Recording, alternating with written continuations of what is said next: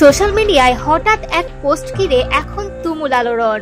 আলোচনার কেন্দ্রবিন্দুতে ঢালিউডের দুই জনপ্রিয় মুখ পরিমণি আর অপু বিশ্বাস।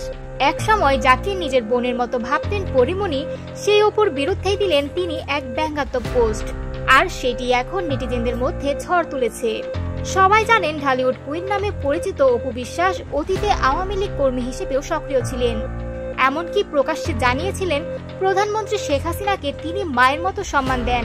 আমি অনেক বেশি ফলো করি, বাইডেন মনে করি সে আমাদের বাংলাদেশের মাননীয় প্রধানমন্ত্রী শেখ হাসিনা, এবং আপনারা এটাও জানেন যে আমি একজন আওয়ামী লীগ কর্মী। কিন্তু কিছুদিন আগেই দেখা যায় ভিন্ন চিত্র।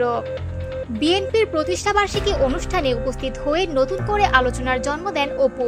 আমি বলবো এখানে যারা জনগণ আছেন তাদের উদ্দেশ্যে একটা জোরে করতালি। যদিও কিছুদিন আগেও সংবাদ মাধ্যমকে তিনি বলেছিলেন, আমি রাজনীতি বুঝি না। আর এবার বিএনপির প্রতিষ্ঠাবার্ষিকীর পর থেকেই শুরু হয় জোর সমালোচনা। এরই প্রেক্ষিতে পরিমণি নিজের ফেসবুকে দেন একটি তির্যক পোস্ট। সেখানে তিনি লিখেন, আগে ছিল 6 মাস হিন্দু 6 মাস মুসলিম, এখন আবার 6 মাস আওয়ামী লীগ 6 মাস বিএনপি।